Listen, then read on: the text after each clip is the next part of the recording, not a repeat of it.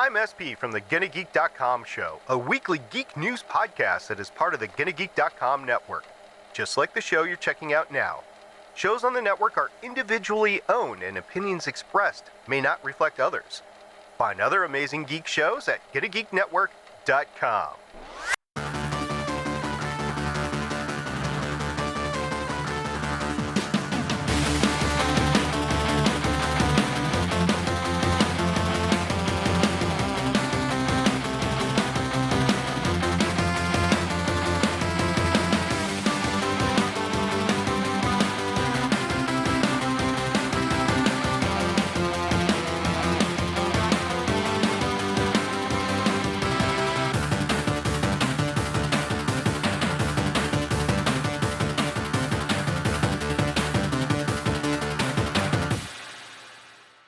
And welcome to Play Comics, where once again we're looking at a video game based on a comic property and how well it represents that source material, even if you don't know that that source material is a comic, despite the fact that you probably should, but you're probably too young to be reading newspapers. Who could I have that is in that same boat with me? It's Doug Fink from Walloping, Websnappers, and Skreeonk, and lots of other things that I can't remember because he does too many podcasts. Doug, how are you today? So true. I'm doing so well. I've crawled out of my little woodland, habitat to invade your home and steal your snacks today. I mean, if you would have asked, I would have just given you the food. It's okay.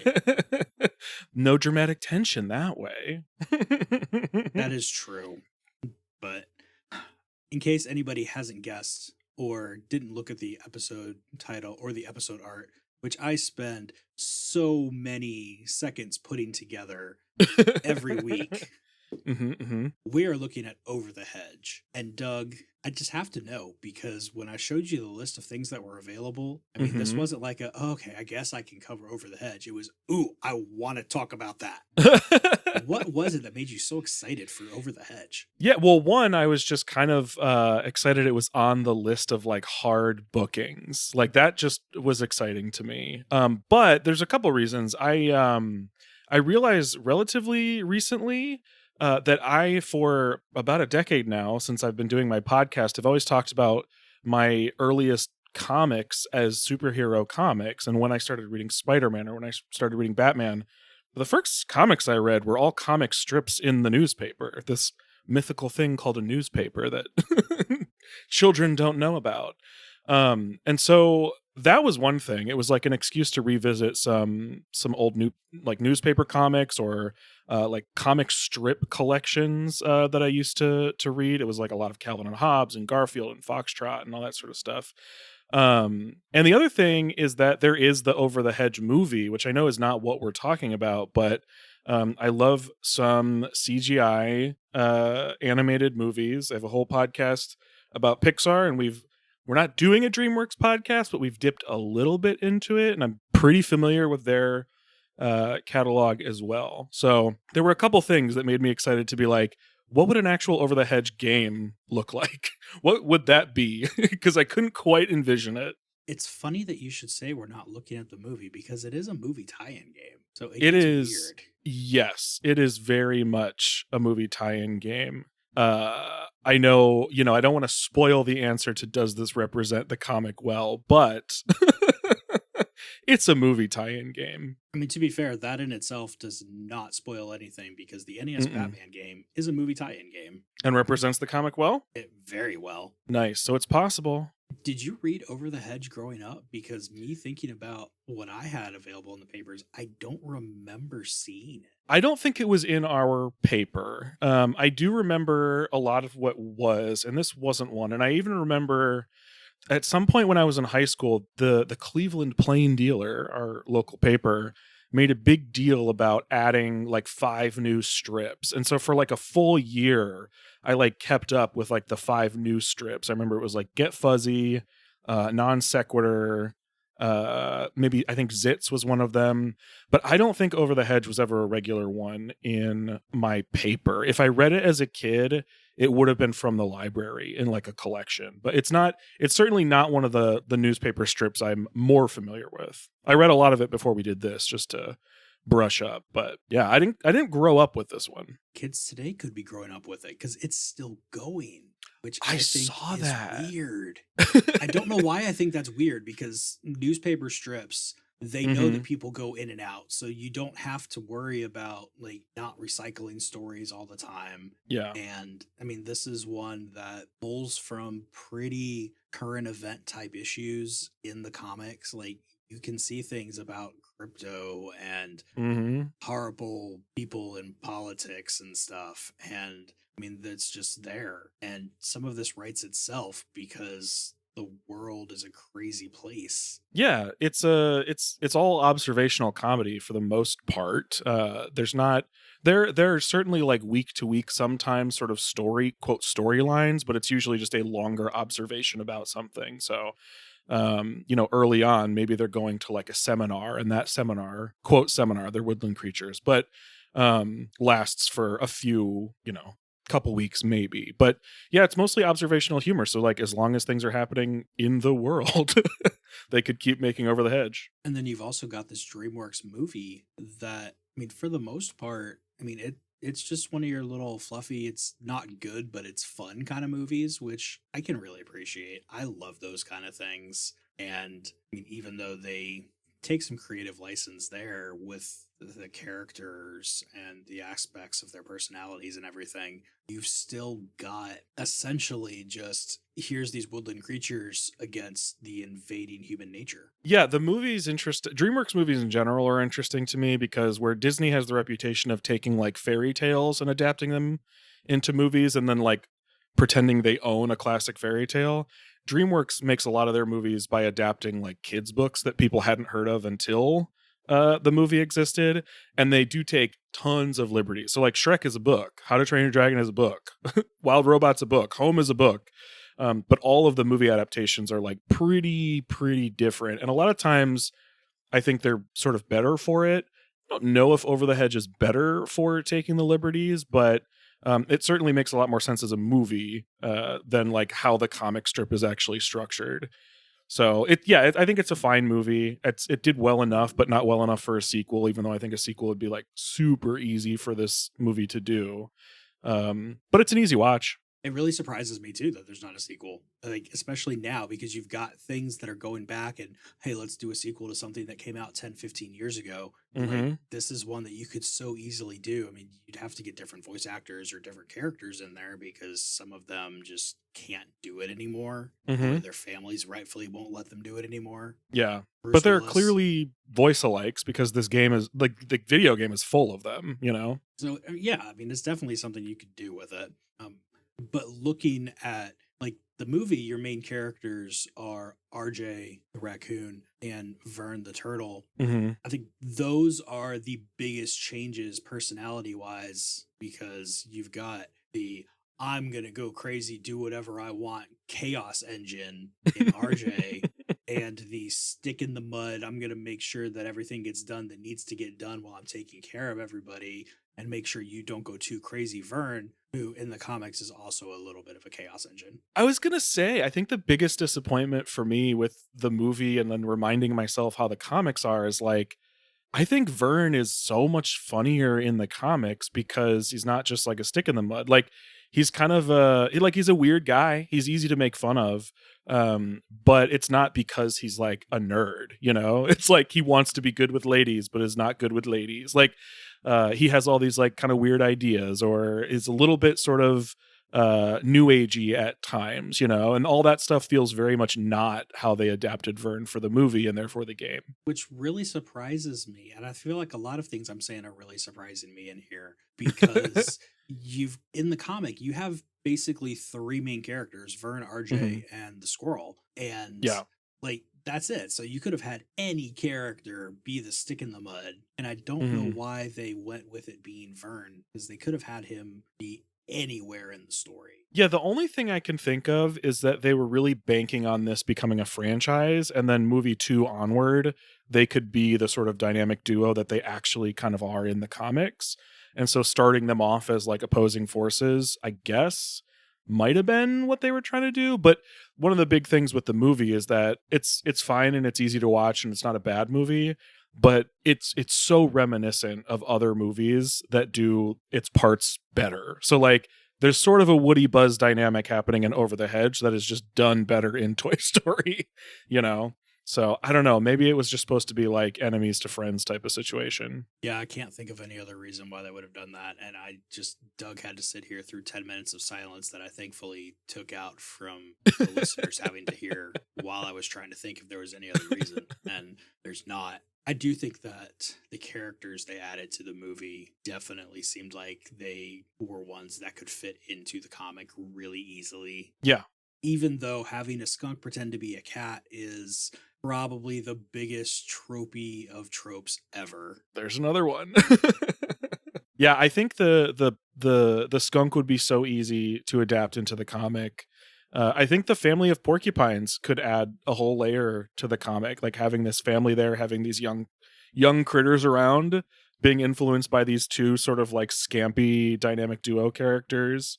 I also am a sucker for the Prince Tiger cat character in the movie. So I think a lot of the characters they added actually kind of outshine the adapted versions of the main characters. I do really like the almost X-Men aspect of it, though, where you have so many characters that could be in there and just presumably are out in the general part of the world that you don't feel like you have to have everybody in the story. You just take who you need for that part, and everybody else is just off screen doing whatever they're doing. I love the idea of a crossover fan art of X-Men and Over the Hedge, because you have your two main guys. I don't know who's Magneto and who's Professor X. I guess I could probably pretty easily figure it out, but it would be funny to figure out who all of your mutants are from the Over the Hedge movie cast.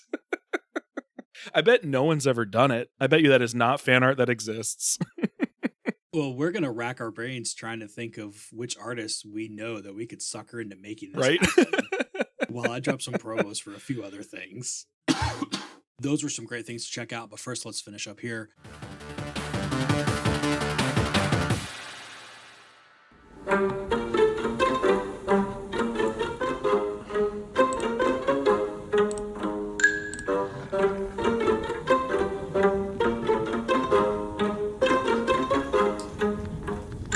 A person I once knew, while complaining about someone she was arguing with, threw up her hands and said, "He must think I live in a carnival-like atmosphere of glee."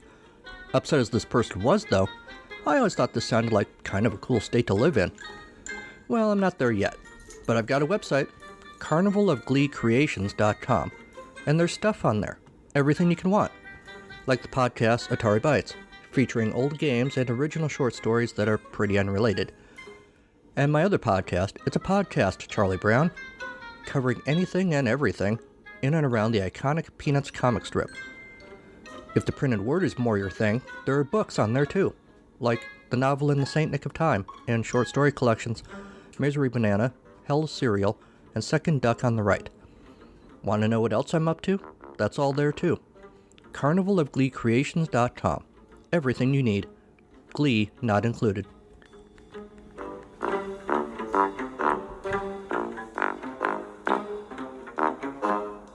Hello there. I'm Cass. And I'm Tommy. And we're the host of Distant Echoes, a Star Wars podcast where we travel through the galaxy watching every Star Wars TV series in whatever order we please. If you love impassioned deep dives that touch on almost every corner of the Star Wars universe you could possibly imagine. And if you're looking for a Star Wars podcast with hosts who aren't experts. And don't pretend to be. But instead are just a couple of goofs who engage with the fandom a healthy amount. Then come check us out. We're also a proud member of the Glitterjaw Queer Podcast Collective, so you can bet we have some pretty gay takes on Star Wars, which means, yes, we do love the Star Wars Holiday Special, so if you can't take that, maybe this isn't the podcast for you. But if it is, and you love Lumpy as much as we do, then find us wherever you get your podcasts and on social media at Distant Echoes Pod on Blue Sky. And Distant Echoes SW on Instagram. Goodbye. So, Doug, what's really bringing us together today is this May 2006 release of Over the Hedge. It came out for the PS2, the Xbox, the GameCube, and some other things. I mean, you didn't accidentally look at the Game Boy one, did you? No. Okay, No. good. Because, yeah. Not only is the handheld versions always worse, that one's technically a different enough game that it's going to get covered all by itself. Oh, interesting. Okay, yeah, no, I didn't look at that one at all. I played the GameCube version of this game, and I'm pretty sure all the platform ones are the same, but my experience was a GameCube-y one. As usual, I went PS2 because reasons make that easier for me. Mm-hmm.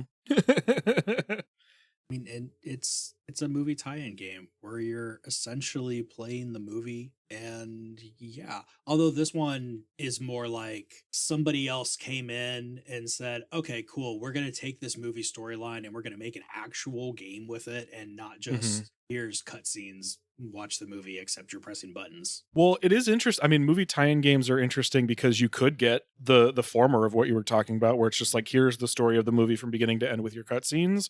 Or in this case, sometimes they sort of like either fill out a part of the story that wasn't there, or kind of create a sequel to the movie. Like, this game kind of starts off with the end of the movie and then moves forward well beyond what the movie covers. And I really like when games do that, whether it is filling out secret things like in a Fantastic Four episode that I don't think has come out yet, but I know has been recorded. Editor Chris is going to fix that up.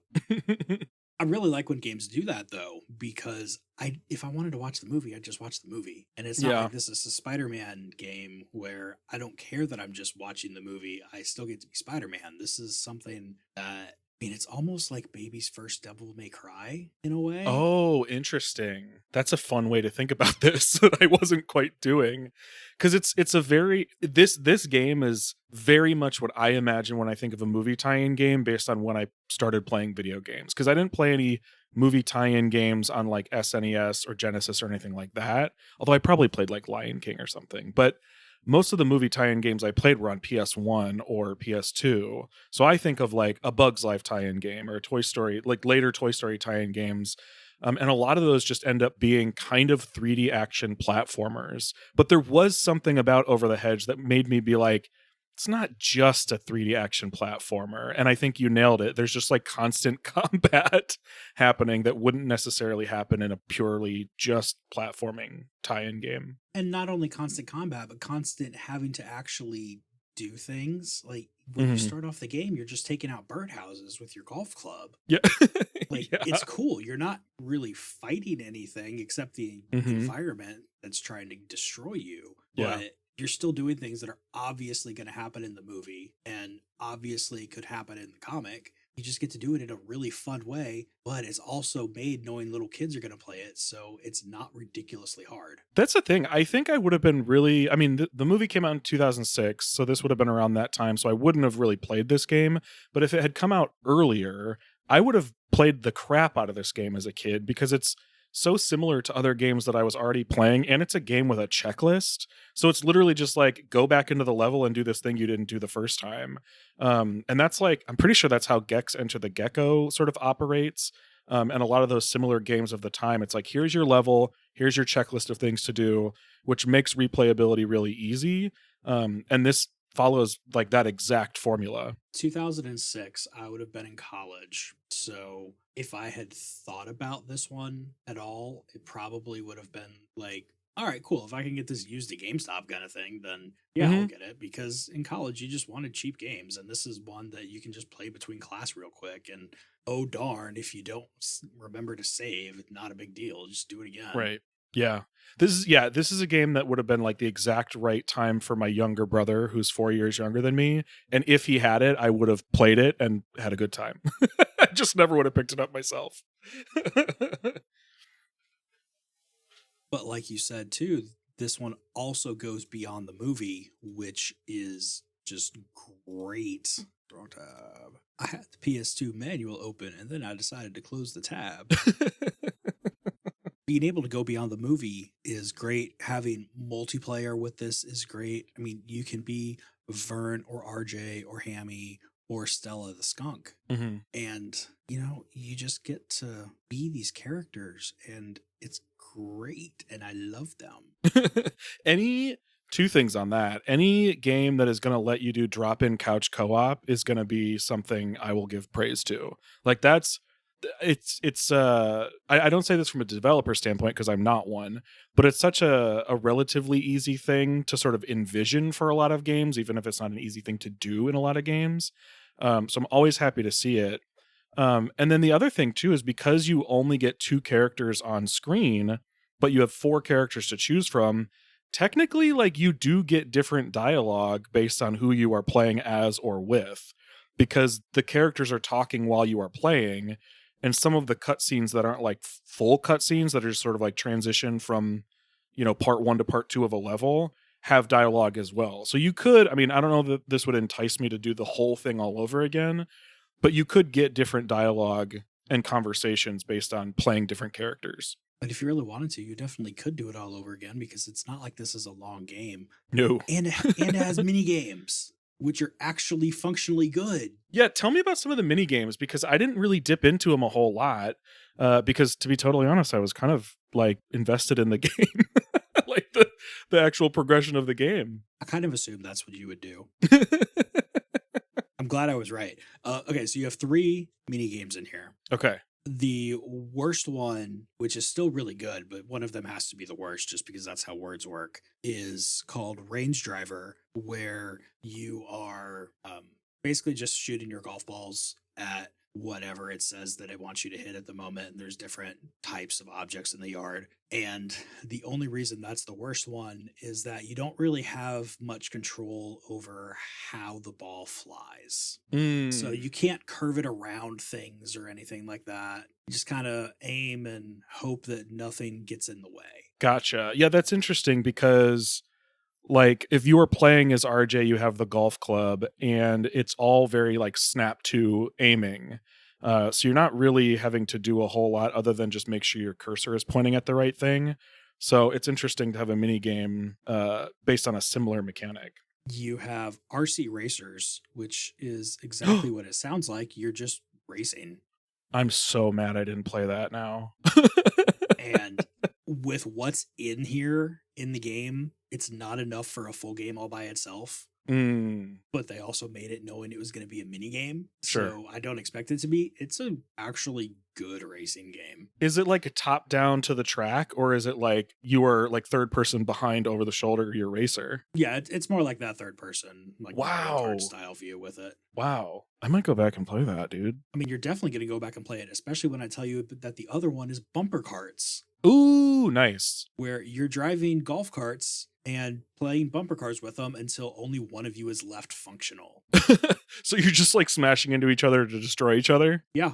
Amazing. I mean, it's baby's first Twisted Metal. That's true. Oh, you know what? Actually, this game is like an early game for a kid who's like getting into games. I mean, now if they're a kid right now in 2026, there are better options. But in 2006, if this was one of the first games you played, you are really getting kind of like a smattering of different experiences that would kind of guide you in particular directions, which is pretty cool. The other thing I like about this, in addition to the mini games, is that they have other unlockable things, which makes sense for this style of game. But it ends up being one thing that I expected, which is like clips and movie sort of stuff, more movie things, or like concept art or whatever. But I really actually, given that Over the Hedge, the movie, is not a very, quote, faithful adaptation of the newspaper comic strip, I think it's really cool that they put comic strips in as unlockable items so that you can then go in and read comic strips also. Any game that lets me read a comic, I'm here for. And I want to make sure that we really hit on where this game takes place because it goes beyond the movie. I mean, obviously you get to be in the woods. Mm-hmm. Because it's over the hedge. You also get to be in the hedge. You do. No surprise there at all. You get to be in the Rancho Camelot Estates. Mm-hmm. And that is where you stop just following the movie. Yeah. And places that you've been, because after that you get to go to a Western theme park. Mm-hmm. And you get to go to Vermtech, where all Yep. of the evil exterminator things get done. Yeah. And you get to go to Vincent's cave. Yeah. And mess with the bear. Yes. One thing that I really like about this game is that there are more modes of play than I would have expected based on like what part of the story you are in. So most of the time you're in this sort of 3D environment, 360 action platforming thing. But sometimes it's like top down, almost Frogger style. Sometimes it's almost like Crash Bandicoot, race and avoid obstacle style. Sometimes it's you're on a cart and you have to like shoot targets. Like it was a much more like diverse experience play wise than I would have expected. And some of that stuff I think only really happens because of these new locations. Like there's a boss battle in that theme park where you are on tracks, and you can only move back and forth, and you have to try to like shoot the boss. And that environment specifically, I think, informed that whole boss battle. So I love that there are all these new places, and I wouldn't have expected it. I kind of was expecting them to just remix all the same pieces and parts from the like the neighborhood, the suburban neighborhood.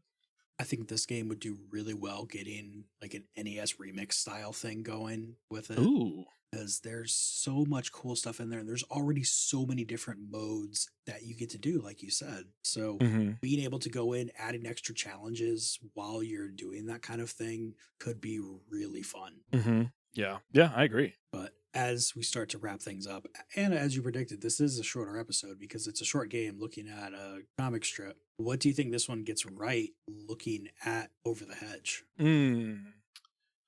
What it gets right looking at the comic strip, I think is like kind of tough. I do think the fact that you have a lot of it is based around early in the game, these missions to like get in a house and get out of the house based on some sort of, vague little plan or plot from RJ, does at least feel like some of the stuff that Over the Hedge does in the strip when it's not doing like strictly observational humor.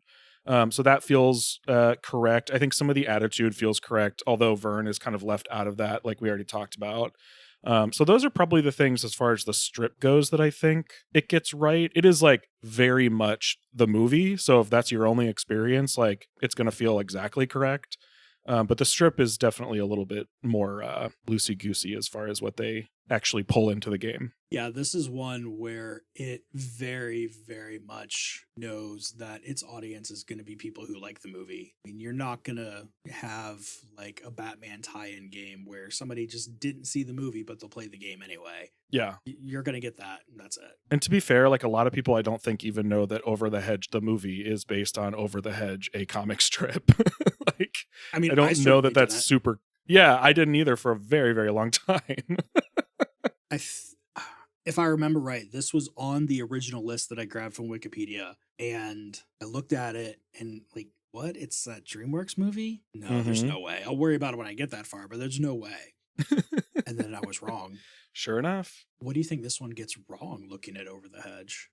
Some of it we kind of talked about. I mean, I do think it would be difficult to do in the first place, but it's still not here, which is that observational humor that relies on these two characters that both have attitude and both sort of function as a dynamic duo.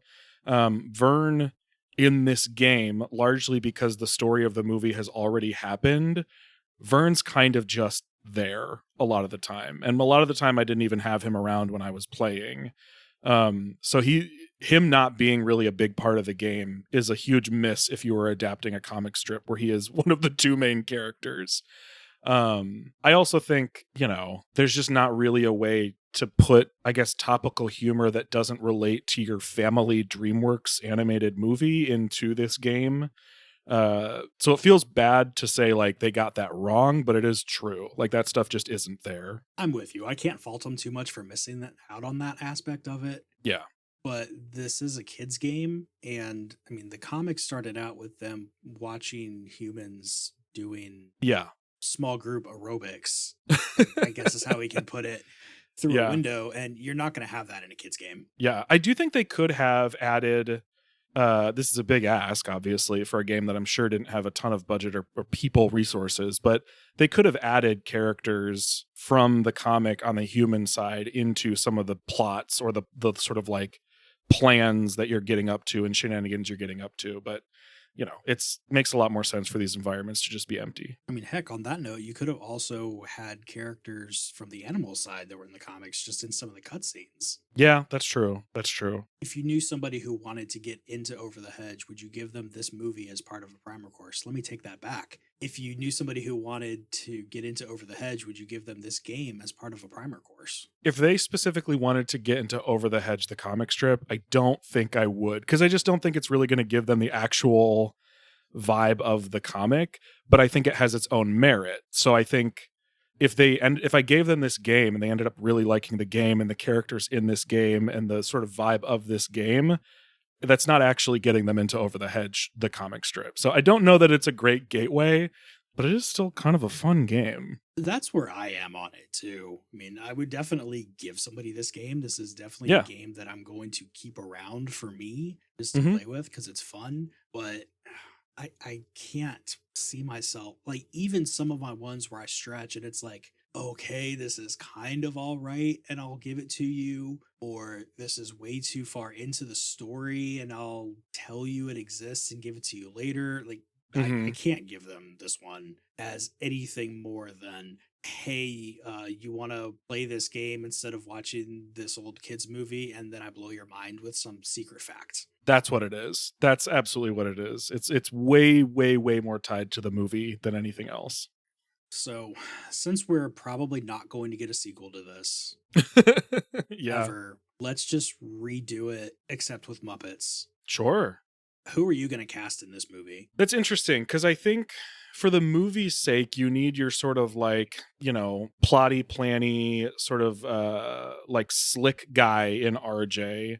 And you need somebody who's a little bit stiffer or a little bit more of a goody two shoes for your dynamic duo. And I think would your planner, I'm going to need your help on some of this, but like, would Gonzo fit into your slick planner type thing? Like, could he be your plan guy? I was thinking either him or Rizzo. Rizzo would be good. Okay, so then the stick in the mud, I mean, I guess there could be a few. I do think just as a duo, those two, just Gonzo and Rizzo would work for the dynamic duo of the two of them.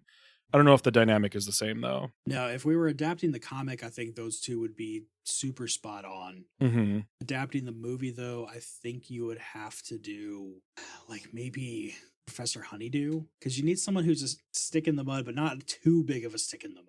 Right, somebody who's still likable, like a likable stick in the mud. So I think he makes a lot of sense because he's typically played pretty straight, and the humor is that other people are kind of wacky around him, or he's just sort of making mistakes or just very nice. Yeah. So I think that makes sense. I think if you're like expanding outward, you very easily can get into a lot of the other characters. I mean, Rolf I think would fit in there, but I'm always going to mention Rolf. As one should. Right. If you need a sort of movie-ish version of Hammy, and I have to say, I think the movie version of Hammy is like one of the most annoying characters like in any movie ever.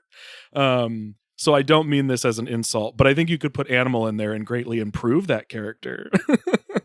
I can see why you think that. I can't really argue with you about it. I like him in there, but I also like him knowing that it's an hour-and-a-half movie. I think that makes a huge difference. Yeah. If this were adapted for a TV show, which very easily could have happened, Hammy would bother me a lot more, for sure. I think if you wanted to get into the humans and even cast some of them, then Ooh. Sam the Eagle is your perfect HOA president. For 'Cause sure. You need to have the biggest stick in the mud there. Yeah. Actually, this is interesting because I think you're right. I think Sam the Eagle would be the HOA president. And I think Miss Piggy could very easily play your your overzealous exterminator character, over the top, scary. It would be amazing. Yeah. Yep. Disney, don't you own DreamWorks now? Make this happen. They wish. I'm sure they're trying. Editor Chris, take that out and don't give them any ideas. But I think, the movie makes it an ensemble cast and the Muppets do ensembles very well. So I'm sure there's a bunch of configurations that could work out for a similar plot. Well, Doug, it has been great talking to you about all of this. If people want to hear more from you, where else can they find you around the internet? Yeah, you can find me all over the place at Ickeybooley, ICKYBOOLEY. You can find a slew of podcasts that I do with Glitterjaw at glitterjaw.com. That includes Walloping Websnappers, which is a weekly deep dive into every Spider-Man cartoon ever made. Skreeonk, which is a monthly movie marathon for Godzilla movies, where my co-host Derek was a huge Godzilla fan, and I knew very much nothing about Godzilla, and he's taken me through the whole sort of filmography of Godzilla, I'm very close to having seen all Godzilla movies. I can't really say I don't know anything anymore. Prior to that, we did Falling with Style, which I alluded to earlier. It was a Pixar movie marathon that'll be coming back in 2026 twice because of Hoppers and Toy Story 5. And then I do a show called Novel Gaming with my friend Katie, where we catch up on the books and video games that we've been enjoying lately. Well, I do have to know, on the Godzilla front, Yeah. who would you be rooting for in a basketball game between Charles Barkley and Godzilla? I mean, it would have to be Godzilla. Charles Barkley was never one of my favorite players anyway, so I would have to say Godzilla. And now especially. Well, as always, we'll have links to all that stuff down in the show notes because clicking links is so much easier than trying to remember how to spell things, especially when there's that many things to try to remember how to spell. Oh, yes. Oh, yes. If you want to hear more from me, then the best place to do that is over on playcomics.com, where you can find links to all the social media things, which is basically just Blue Sky and Threads in whatever order you want to look on. I tend to focus on one and then I'll focus on the other one. So it just kind of depends on where I am that week, day, hour, I don't know, however it ends up going. If you want to be on the show, then there is a link to what I am looking to get booked the soonest down in the show notes. Checking that link is the best way to see what you can come be a guest for or what people you know could come be a guest for. And you can even, just stalk that link if you want and see if I'm adding something that you would really want to come talk about. If you can't commit yourself to a full episode, then maybe just send your thoughts in on one of the upcoming games that's about to be released. We don't have any for this episode, which doesn't really surprise me because Over the Hedge, kind of a niche thing and a kid's movie and a kid's game. So I'm not surprised that a lot of people hadn't really thought about this one. But next we have one of the heavy hitters of manga and anime, Lupin the Third, Treasure of the Sorcerer King. I know I said that last time that was going to be the next episode, but those real life things sometimes pop up.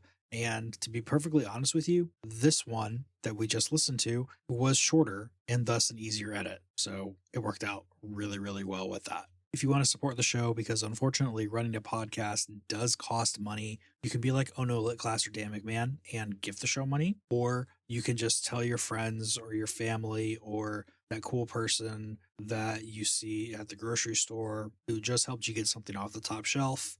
They probably need something. And since you can't get something off the top shelf for them, hence why you had to borrow their height to get something off the top shelf for you, you can tell them about this cool podcast. Don't forget that Play Comics is a part of the GonnaGeek.com network, home to such other wonderful shows as Capes on the Couch, Spider-Gwen, something, Profit. I don't know how to fill in the blanks right now. If you want to hear Carrington Martin and I take a look at those pieces of children's media that we watched, and everybody thought it was so cool that it would teach us all these lessons, and hey, look, see, your favorite character is sharing, then you can share. But now all of a sudden we're not supposed to follow all those lessons because we're adults and that's not the way the world works. Yeah, that's kind of dumb. So listen to Carrington Martin and I talk about that kind of thing on Sugar, Spite, and Everything is Fine. A link to that is also down in the show notes. If you like the music that I'm rudely talking on top of right now, head on over to backingtrack.gg and check out all the great stuff over there and maybe find something for your own project. But most of all, just grab a game, grab a stack of comics, and go find yourself a new favorite character.